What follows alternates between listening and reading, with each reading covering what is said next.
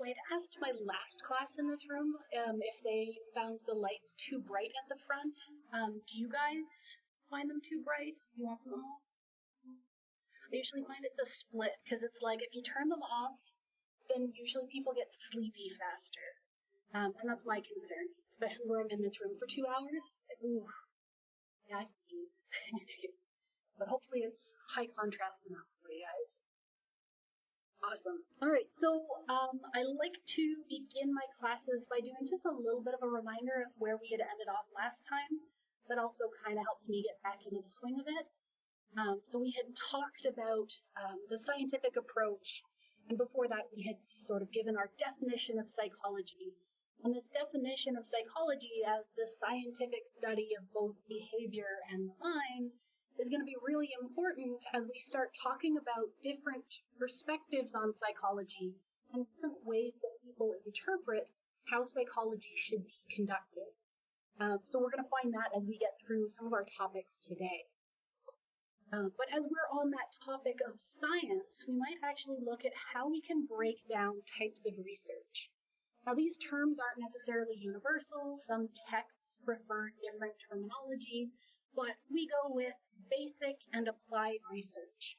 And then we're going to mention a third type that actually bridges the gap between basic and applied research. We're going to start with these two to begin with. So for our basic research, we're saying that's research that is seeking knowledge for the sake of knowledge. You want to learn more about a topic because you find it interesting or because you don't know anything about it. So I want to study chickadees because I think they're cool and I don't know what I could learn about them. Whereas applied research is research that's trying to answer a specific question or solve a specific problem. So I might say that I want to learn about this thing so that I can solve that problem. So maybe I want to learn more about chickadee migratory patterns so I can figure out how to keep them from colliding with buildings as they move through cities. Which is a poor example because chickadees don't migrate, but irrelevant. So for my examples and extra links and stuff that I like to include just because they're cool, I have some examples of basic and applied research. And as I said, I try not to have only bird examples.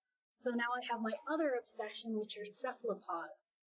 And so for our basic research question, we can look at the Queensland Brain Institute, who work with cephalopods and talk about how they want to figure out how they see and communicate with the world. So they're not trying to solve a particular problem, they just want to figure out how their eyes work, how they communicate, how they perceive things. So that's basic knowledge because there isn't a problem they're trying to solve, there isn't something they're trying to fix. And that's a really cool website. If you go there, they talk about all sorts of cephalopods. So here we have a cuttlefish, but they also do stuff with, I believe, squids and octopuses. I always use my example of the most basic research I've ever seen presented at a conference was a lab that was working with not alive. So still cuttlefish, still cephalopods, but they're the ones that are sort of squids at the front with snail shells at the back. And this lab had finally figured out how to feed them. And that was their presentation that year. So that is the most basic of basic research is we figured out what they eat. Next would be we figured out what they can and can't see in their tanks, I assume. We'll have to see the next time I make it back to that conference. For our applied research, we're trying to solve that particular problem. Staying with our cephalopod theme, we have the Octopus Project. And these are researchers that are trying to understand how octopus limbs work so that they can design a robot that works in all dimensions underwater. So it's applied research because they're trying to solve the problem of how do you build a sort of movable, flexible arm that can be used in that environment. And so I always make it clear at this point that when we have these sort of dichotomies, whether it be types of research, basic versus applied, or when we start talking about different psychological perspectives, that's a perfect place for you to start thinking about things like exam questions. So if I described a type of research, could you tell me if it was basic or applied? And the things that you want to look for to make that distinction is, if it's applied, I'm going to say that they're specifically trying to solve or fix a particular problem. And if it's basic, did I say basic first? I feel like I might have caught myself. So applied is if they're trying to fix or solve something, and then basic is if they're learning about something and we don't specify that there's a problem to solve. So that's how you're going to differentiate between the two. This is the first of my very obvious hints about what kind of question you will absolutely see on an assessment. And that brings us to that elusive third type of research that we can talk about. And this is what you'd expect for the thing that fits in between basic and applied, and it is appropriately called translational research. And so this is actually what happens if you figure out some knowledge through basic research, and it happens to be applicable to solve a particular problem. So we're bridging that gap between basic research and solving a problem that we see with applied research. So that translational research kind of falls in the middle.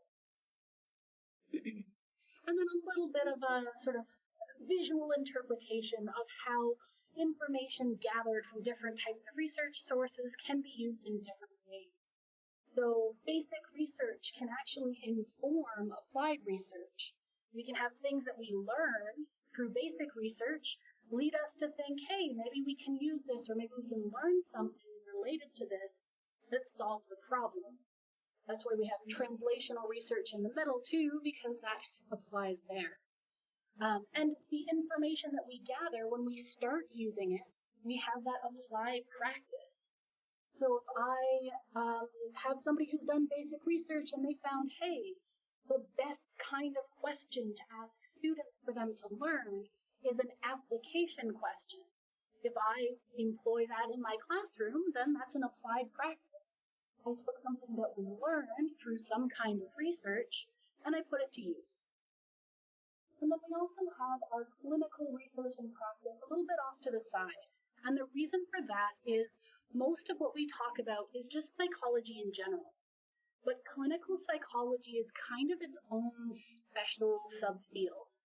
So even though most people think of psychology in general as clinical psychology, you've probably started to realize that there's a lot more to it than just humans and psychological disorders.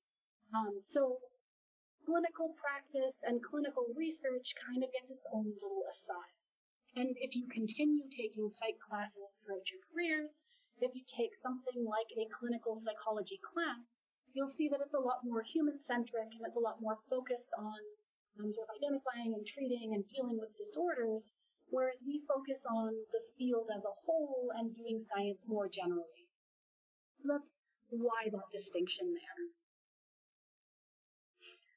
And so next we get to move on to everyone's favorite part of an introductory class, and that's the history lesson. I promise I try and keep this as brief as possible, and I reiterate, I think I mentioned it last time, but I'll say it again because this section is very name and date heavy. I don't like testing on names or dates. So typically when I ask you exam questions, I wouldn't say which person is responsible for this field of psychology. Instead, I might say this person who's related to this field did a thing. What does that mean? So I usually will include names as sort of part of the question, but not as the one key piece of information that you need to answer that question. And the reason that I do that is because some people use those names to help them study, so I like to include them in my questions. But I also don't want you to have to memorize a bunch of names and a bunch of dates, because in practice, you can just look that up. So as I said, a lot of my questions focus on application and understanding how stuff works, and I will ask you much fewer sort of memorization type questions. So if knowing names and dates helps you, that is perfectly fine, but don't anticipate questions like list names or dates of events. I just include that as sort of useful extra info, and then don't test on it. I also have to make it very clear because I've had students angry that they remembered those and weren't asked about it. So just putting it all out there. And so as we get into this early history, I can remind you of the fact that I mentioned psychology is a very recent field, but the ideas that came to be psychology are much older. So those psychology-like ideas stretch back centuries. And that's actually where we're going to go with this early history. We're going to keep it fairly brief. So prior to the establishing of psychology in the 1870s, we had sort of ancient Greek philosophers would sit around and talk about the structure or the function of the mind. So people like Plato and Aristotle were famous for discussing what mind might be, how it might work, and what that might mean. We also have physiologists who are looking at structures within the body, and specifically we care about those who are interested in the brain. And this was a really interesting finding for me prepping this course.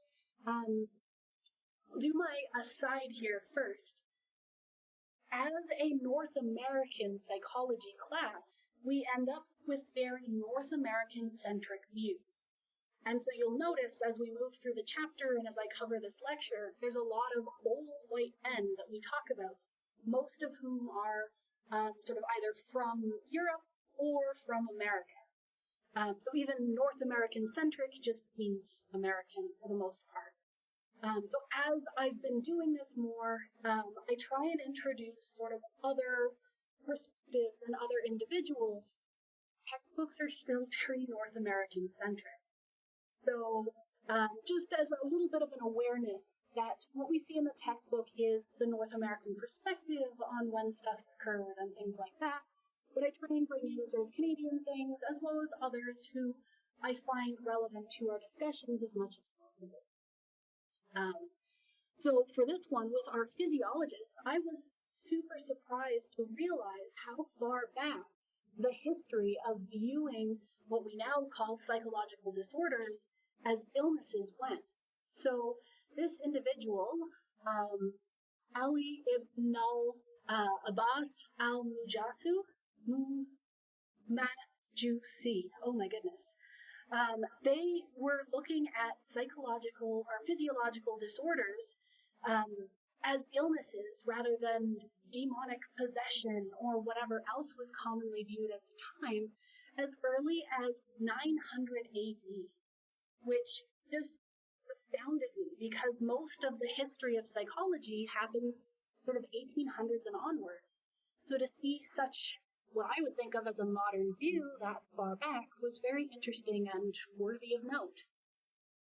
And so this combination of philosophers thinking about how the mind might work and physiologists looking at the structures that might be involved there, that's going to kind of lead us into eventually the field of psychology.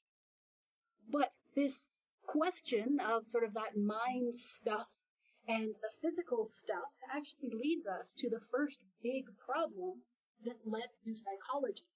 And this is the mind-body problem. And so if we've talked about psychology as the study of behavior and the mind, we have behavior being more of the physical stuff, the observable stuff, though we did include in our definition of behavior some more abstract things like thoughts and feelings, but most people viewed behavior as very physical, bodily things. And the mind was mostly just viewed as something abstract and immaterial.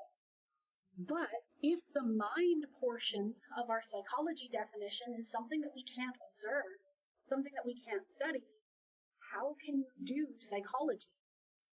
So this mind-body problem is asking about the nature of the relationship between the body and the behavior that the body is producing and the mind. How do they relate and how can we study both? And so we start with our field or area of mind-body dualism, or sometimes just called dualism. And this perspective said that the mind and the body are two separate entities. So the body is something physical, something we can study, something tangible, and the mind is something abstract, immaterial, and by its very nature, unstudyable. So our famous figure for dualism is René Descartes. And Descartes was a French philosopher and mathematician. You might actually know him from math classes because he's the one who invented analytic geometry. So he made the connection between geometry and algebra. But he also spent his spare time, I suppose, musing about how the mind might work, and how the body might move and how the two related. And so Descartes argued that the mind is that inherently immaterial thing, and it is therefore unknowable. And that's a problematic argument for psychology because this is basically saying no matter how much you study the body, you will never learn anything about the mind, because by the very nature of it, the mind is unknowable, and therefore you can never study it, which doesn't bode well for psychologists. And there's sort of an interesting, if you want to go down sort of a YouTube rabbit hole, you can look into Descartes and his theory of how the body moved and how the mind sent instructions to the body. I'll give you a Coles Notes version for pure interest's sake. But he figured that the mind would send signals to the body through the pineal gland. So at the very top of your spinal column, there's this one gland in the middle, and he said it's perfectly located to start sending signals. It can move, it looks flexible. Unlike most structures in the brain, it doesn't have hemispheres. It's just one single structure in the middle, and it must be sending out animal spirits that work like hydraulic systems to cause movement in the body. So that theory is just a roller coaster ride from beginning to end. But there's some really interesting YouTube videos about it if you find that interesting yourselves. So we're left with that problem of, okay, well, if the mind and the body are separate and unstudyable, then psychology can't exist. So we come up with our first sort of contrasting or conflicting perspectives that arose because of that problem. So the existence of dualism led to this new perspective of monism. And monists said that the mind and the body are one. The mind is not something separate and spiritual. The mind is the same as the body. And there's a couple of different kinds of monisms, especially if you get into, say, a philosophy class. They might talk about idealistic monism versus materialistic monism. And idealistic monism is sort of saying that everything is abstract and unknowable, which is very much not helpful for psychology. So we lean on the side of materialistic monism, which says that the mind and the body are sort of physical things. And the best way I've had this explained to me is consider the mind like weather. So you can talk about the weather. Today it's raining, so we can describe that condition. But weather itself isn't a single tangible entity. Weather is just a way of describing the conditions outside. And so similarly, the mind isn't so much a physical entity, but it's the way that we talk about the physical actions, the things that are going on in our brains. So the mind and our consciousness is just our own personal interpretation of the neurons firing in our brains, of what's going on internally. And this is a really important way of interpreting it because then we're saying, okay, so the mind, despite being something hard to quantify, is only our interpretation of physical signals. So if we study those physical signals, we can learn about what's going on in what we're calling the mind. So that's perfect. That means that psychology can work. So we're back on track, even if the field doesn't exist yet. And our famous figure here is Thomas Hobbes. And so if you watch the dates for our timeline, we're moving into sort of the late 1500s, early 1600s. And Hobbes said that our mental events are products of physical events. So our mind, our thoughts, come from physical things that are happening within our bodies. And this is essential for psychology, and that's how we get to proceed talking about this. So we're going to take a fairly brief detour and mention British empiricism. And that's because this starts us moving away from sort of just philosophical debates and starts us a little bit closer to science. So British empiricism, as you might guess from the name, focuses on the idea of gaining knowledge empirically. So empiricists would say that all of our ideas, all of our knowledge, everything that we know is gained empirically by interacting with and observing our environment. So our senses bring in stimuli from our environment, and that's how we learn about everything. So they argued, again, we're coming up in contrast to the two previous perspectives. So unlike those very mentalistic, thinking, philosophical things, we have this idea that observation is going to be a lot more valid than just thinking and reasoning. So we're looking a little bit more scientific here. By observing and recording and documenting what's happening, that's going to be a little bit more valid, a little bit of a stronger argument. And reason should be discarded because there's the potential for error there. And our figure here is John Locke. And he said that philosophy, because at the time we're still in that philosophy branch, that philosophy should focus on the capabilities and the extent of the human mind. Basically asking, what can the mind do? What is it capable of? And that's going to bring us sort of forward into our next couple of perspectives. So we're going to get into actual psychology now. We're not just in that philosophy and physiology. Now we're coming into what will concretely be called psychology. And for North America and for Europe, Wilhelm Wundt is raised as the father of modern psychology. So he established the first psychology laboratory in the world at the University of Leipzig, Germany, in 1879. Whew, the longer the day goes on, the harder those numbers get. So Wundt's focus was trying to use scientific techniques to study the mind. And his main goal was to try and make psychology a new and independent discipline. He wanted to create a field that would be a standalone field that would be scientific and would rival the pre-existing and already well-established fields like chemistry and physics. So he wanted to set up as much of a scientific precedent as he could.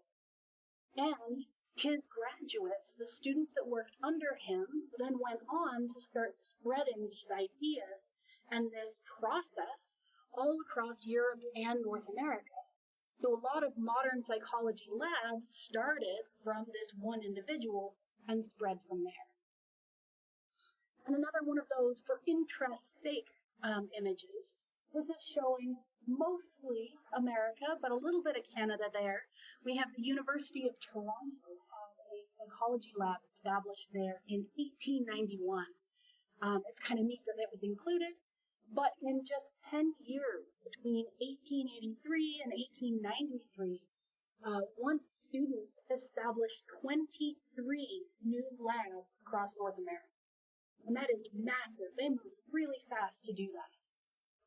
So there's quite a few individuals in there, and that's kind of where things have started. And so Wundt is going to continue in our history of psychology. Now that we're establishing psychology as a real field, now we're going to start looking at what people thought psychology should be studying. And so we're going to look at another of our two contrasting ideas or schools of thought, and we're going to look at structuralism versus functionalism. And so these two schools of thought differed on what they assumed psychology should be studying, or how psychology should be done.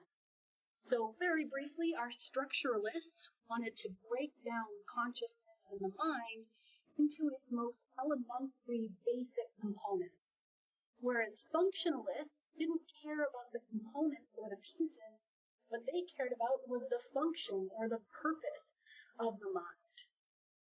And so we're going to look at each of these separately because they're going to sort of have their own good arguments. So for structuralism, this is where Wundt and some of his students stayed.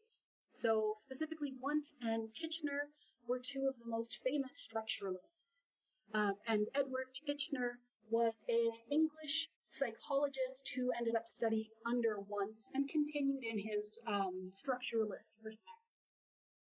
And so, as I said, these structuralists wanted to study the mind in terms of its basic elements. They wanted to break our consciousness down into the most basic structural components. And the way that they did this was using a process called introspection. And the word introspection means to look within.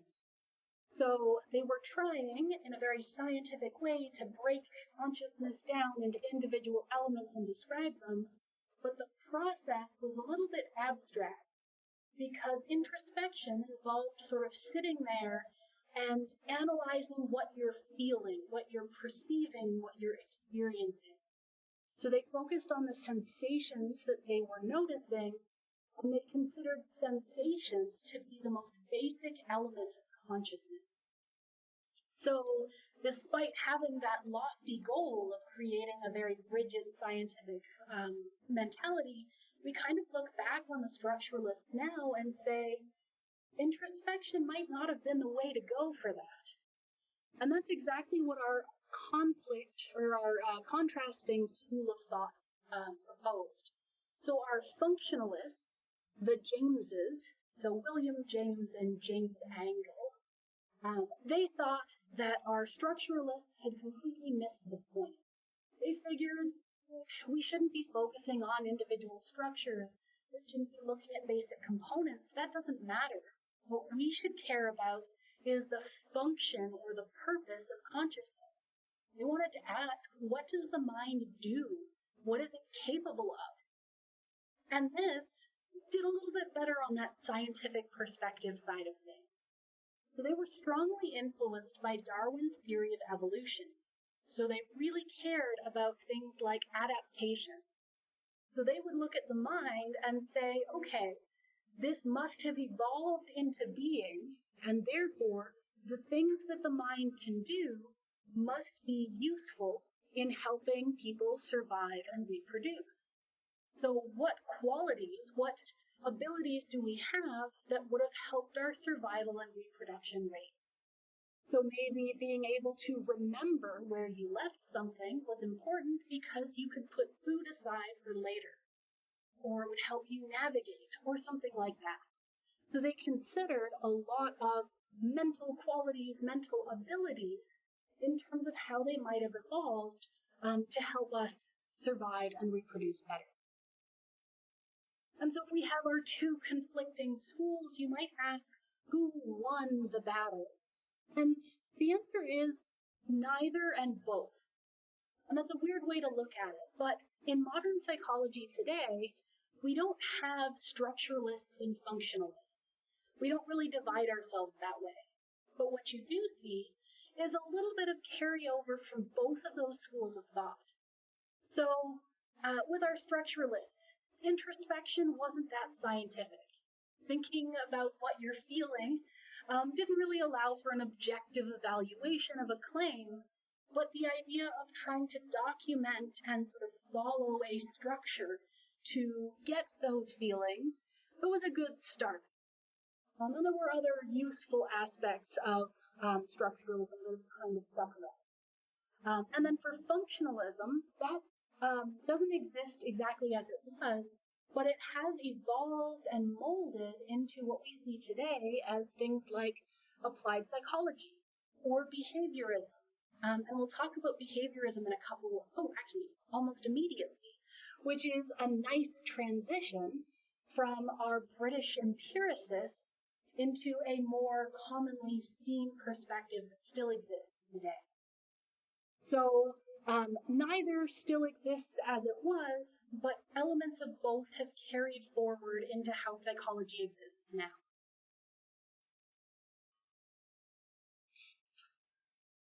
And so now we get to talk about behaviorism.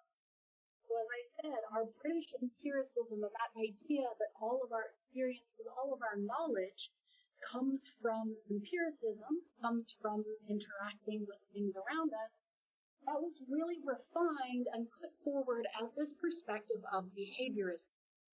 And so behaviorists would say that the environment, our external stimuli, the things around us, are what control our behavior. And they control our behavior by learning. So for an example, as a child, maybe you touched a hot stove and it burned your hand. And now you don't touch the stove.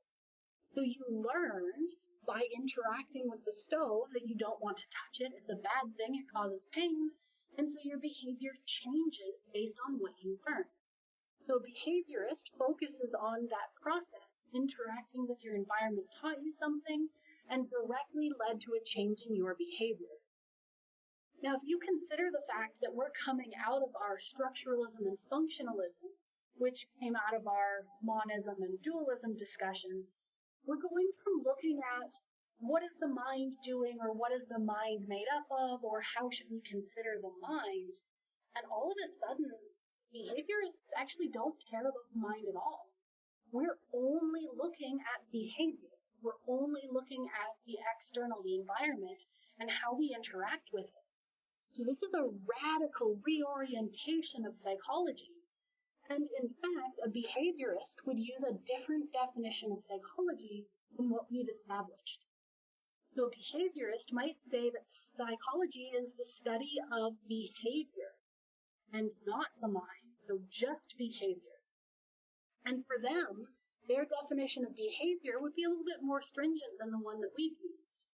So we've talked about behavior being sort of external actions, as well as some internal things like thoughts and emotions.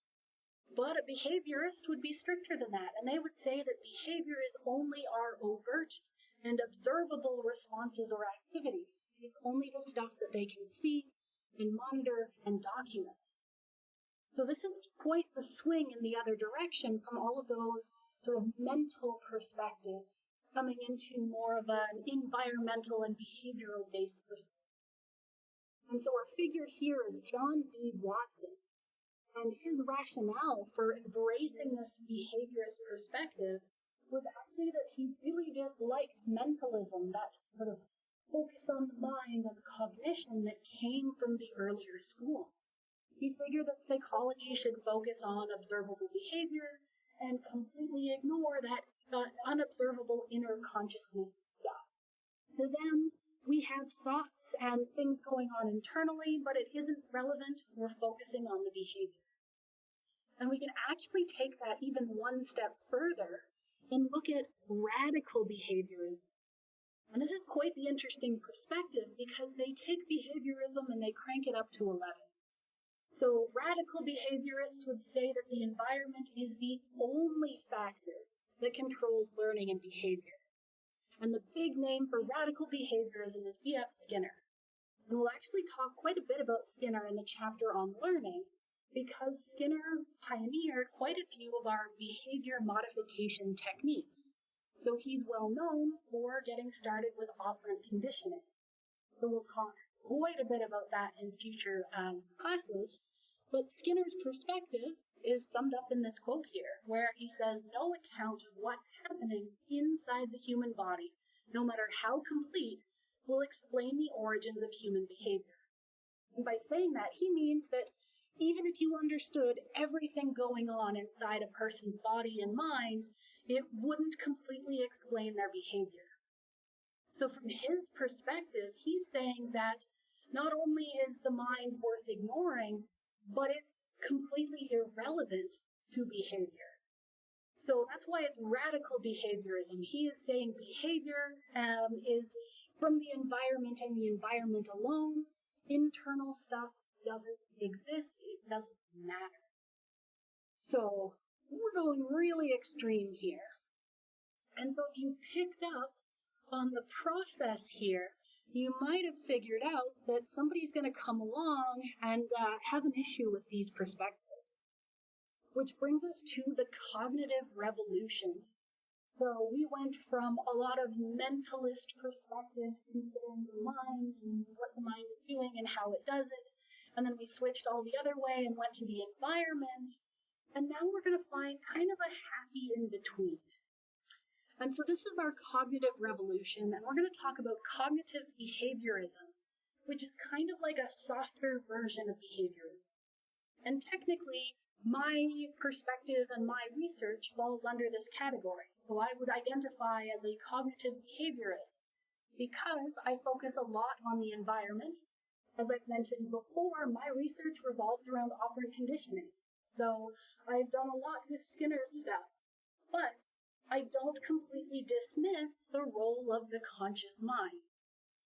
So cognitive behaviorism is the mix between the cognitive, that mental capacity and the mind's component, as well as the environment and how that affects your behavior.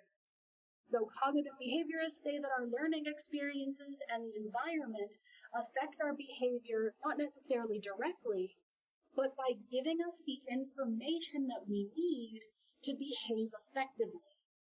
So we learn by interacting with our environment.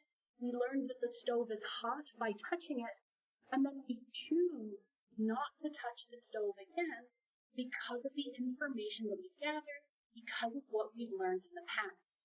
So this is kind of a softer version of behaviorism that starts bringing the mind back into the picture. And so one of our figures in cognitive behaviorism is Albert Bandura. And I mention him because he was born in Alberta and is a big figure in cognitive behaviorism. So I don't think you'll find him in your textbook, but he is a very useful individual.